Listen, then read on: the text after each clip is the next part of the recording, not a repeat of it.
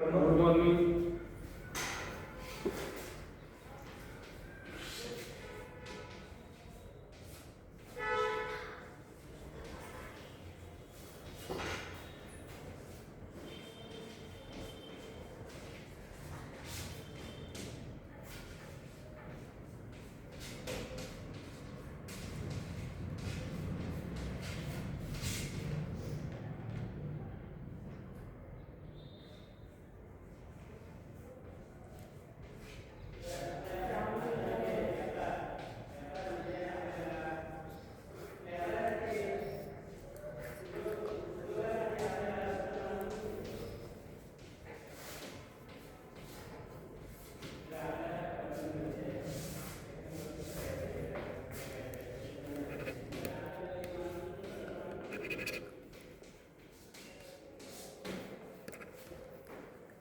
विद्यार्थी मित्रांनो, तुम्हाला घटकाचं नाव तर कळलं असेल की पदार्थ आपल्या सभोवतालचे. तर मला सांगा, आपल्या या वर्गामध्ये आपल्याला कोणत्या कोणत्या प्रकारची वस्तू दिसतात? कोण सांगू शकतो? सांगा कोणत्या? आपल्या बेंच होती, बरोबर. खुर्ची, खुर्ची, आणखी दरवाजा, आणि आता समजा या वर्गाच्या बाहेर तुम्हाला कोणत्या कोणत्या वस्तू दिसत आहेत? गाडी दिसते, गाडी, आणखी सायकल आहे, सायकल, झाडे वगैरे कोणते दिसतात, बरोबर. तर मग आता मला सांगा की आपण आता तुम्ही सांगितलं हा टेबल आहे. हा टेबल डायरेक्ट असं निसर्गात असं तयार झालेला आहे का? हा टेबल असं निसर्गाद्वारे असं तयार झालेला आहे का याच्यावर काही आपण प्रक्रिया केली, बरोबर. आणि समजा आता हे झाड आहे, याच्यावर आपण काही प्रक्रिया केलेली का? नाही. हे डायरेक्ट निसर्गाद्वारे आपण जसं आहे तसं त्याची वाढ झाली आणि तशीच त्याची रचना आकार तसंच राहिलं, बरोबर.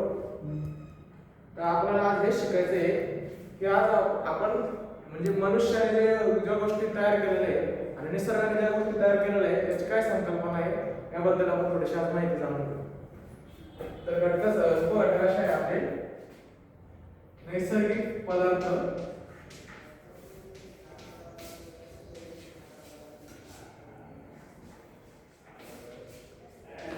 व मानवनिर्मित पदार्थ.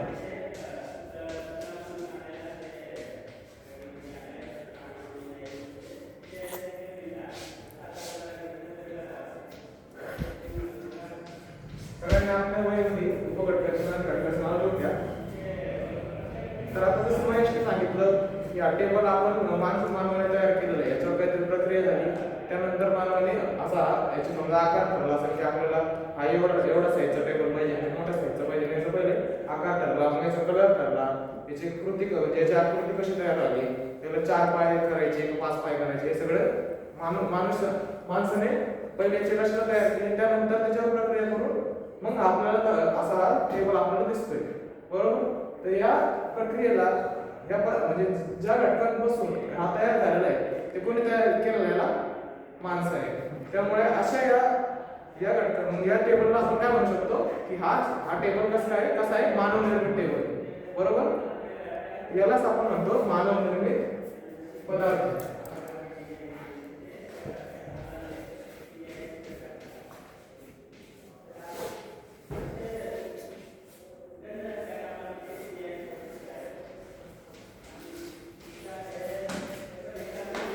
तर याची व्याख्या अशी येईल की ज्या पदार्थाला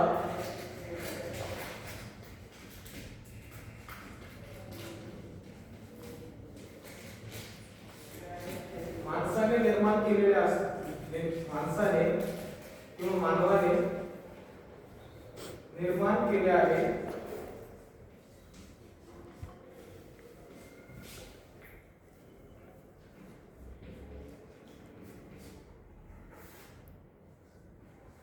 एखाद्या प्रक्रियेद्वारे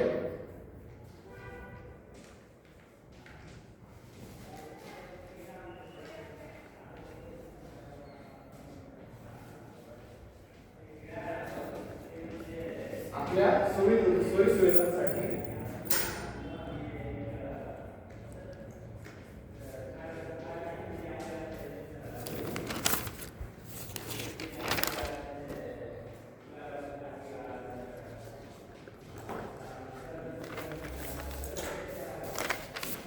अशा गोष्टींना किंवा अशा पदार्थांना मानवनिर्मित पदार्थ असे म्हणतात.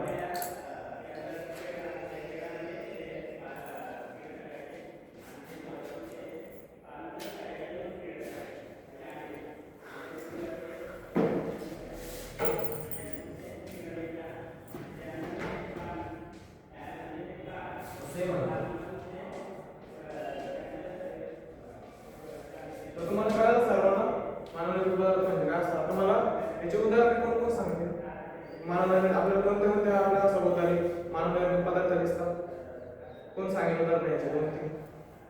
फॅन आहे, कुठं उभा राहा. तो फॅन आहे, दरवाजा आहे, बोर्ड आहे, बोर्ड, चॉकी, चॉक बरोबर. आणि काय सांगता? खुर्ची, खुर्ची बरोबर. खिडकी. तर या सर्व मानवनिर्मित आहे.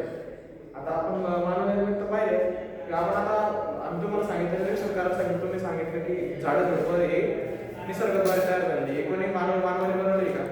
झाडं मानवाने तयार केली का? कशा प्रक्रियेद्वारे एखाद्या नाही. तर मग अशा गोष्टींना काय म्हणता येईल? नैसर्गिक पदार्थ असे म्हणता येईल.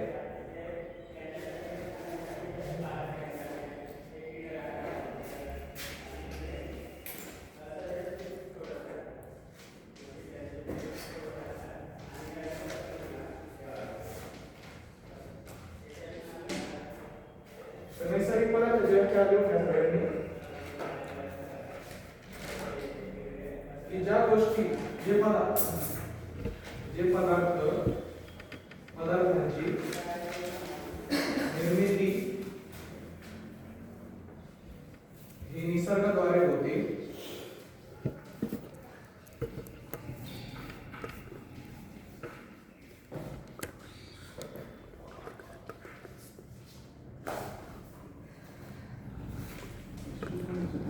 त्या पदार्थांना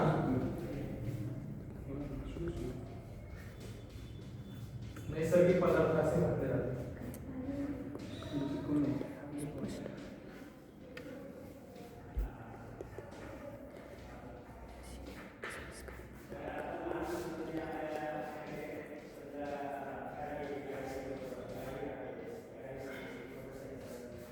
सगळ्यांनी लक्ष देऊ घ्या. आता आपण नैसर्गिक पदार्थामध्ये आणखी तुम्हाला मी उदाहरण सांगतो त्याचे. सगळ्यात प्रथम आपण जो इंधन म्हणून वापरला जातो कोळसा, तो पण कोणता पदार्थ आहे? नैसर्गिक पदार्थ. त्यानंतर आपण जे हे वापरतो वेगवेगळे धातू वापरतो आपल्या वस्तू. समजा हे बेंचसाठी पण आपण कोणत्या प्रकारचा धातू वापरलेला आहे? लोखंड. परत ते खिडक्या बनवण्यासाठी पण लोखंड. आपल्या घरामध्ये जी भांडे असतात वेगवेगळ्या धातूचे बनलेले असतात. तांबे, लोखंड, पितळ इत्यादी पंचमूल्य असते. हे सर्व कोणते असते? नैसर्गिक पदार्थ असते. आपण मग या नैसर्गिक पदार्थांना प्रक्रिया करून जेव्हा आपल्या सोयीसाठी मी सोयीसाठी जेव्हा आपल्या सोयी सुविधांसाठी त्याच्यावर प्रक्रिया करून आपण एखादी वस्तू बनवतो त्याला आपण मानवनिर्मित पदार्थ असे म्हणतो. पण त्याच्या जर किंवा नैसर्गिकच असते ना. आता आपण भांडे धातू पाहतो. धातू हे निसर्गाने तयार केलेले ना. त्याच्यात जर काही प्रक्रिया झालेली ना त्याला आपण नैसर्गिक पदार्थ असे म्हणतो. याचे उदाहरण तुम्हाला लिहून घ्या. धातू, खनिजे व आता याच्यामध्ये खनिजामध्ये झालं कोळसा.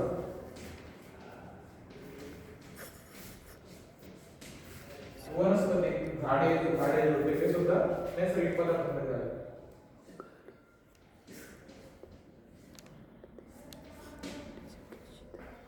तर हे आपण या दोघांचे आपण आता गुणधर्म बघितले. मानवनिर्मित पदार्थ म्हणजे काय असतं आणि नैसर्गिक पदार्थ म्हणजे काय असतं. आता पुढे आपण याच्यामध्येच आता आपण जसं हे बघितलं धातू खनिजे याचे उदाहरण बघितले तसं आता आपण मानवनिर्मित पदार्थांचे काही उदाहरण बघू. मग त्याचा सखोल अभ्यास करू. तुम्हाला सांगा बरं आता मानवनिर्मित म्हणजे तुम्ही आमची पहिले तुमच्या समोरच ठेवलेले तुम्ही वस्तू काय आहे सांगा बरं. मानवनिर्मित पुस्तक मध्ये पुस्तक कशावर बनलेलं असतं? म्हणजे कशावर तरी लिहिलेलं असतं. ते कशावर लिहितात? ते कागदावर. बरोबर. मग कागद हा कोणता आहे? मानवनिर्मित पदार्थ आहे. आता आपण कागदाची निर्मिती कशी होते हे आपण पाहू.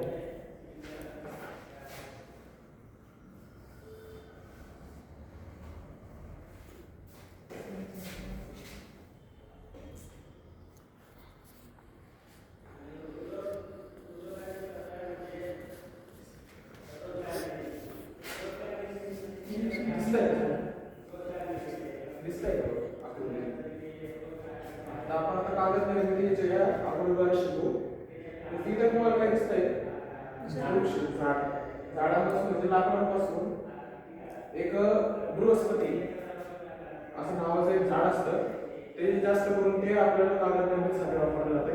त्याचं आपण काय करतो की सगळ्यात प्रथम त्याची साल काढतो, अशी साल काढून त्याची या मशीनद्वारे त्याची साल काढून त्याची हे करतो आपण भुगा नसतो भुसा त्याचा त्या लाकडाला ते तयार करून मग त्याच्यामध्ये आपण काय करतो रंगद्रव्य मिसळतो.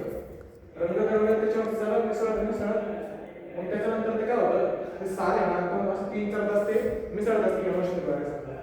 आणि या मशीनद्वारे मग मिसळते त्या सालीचा काय तयार होतो लगदा तयार होतो.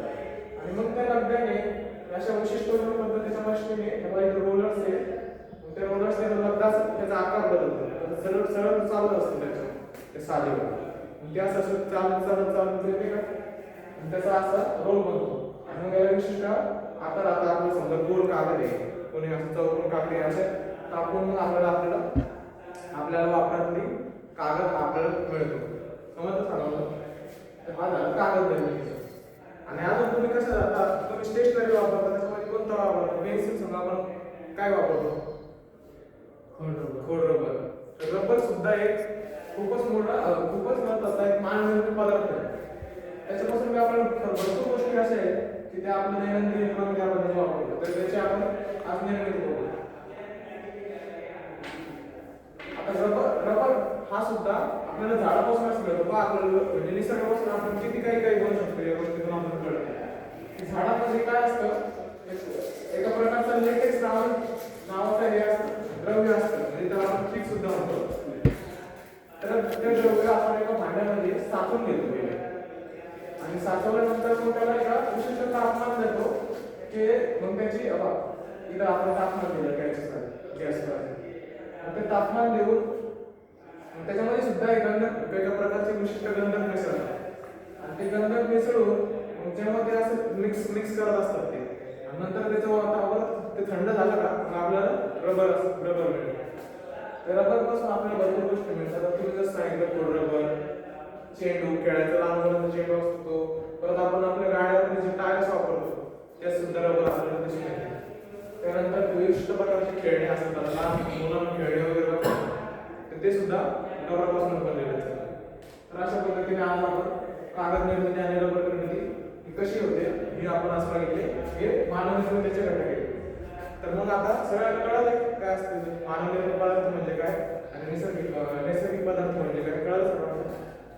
तर उद्या येताना मला सर्वांनी 10 मानव निर्मित आहे 10 निसर्ग निर्मित पदार्थांची यादी करून आणायची. थँक्यू.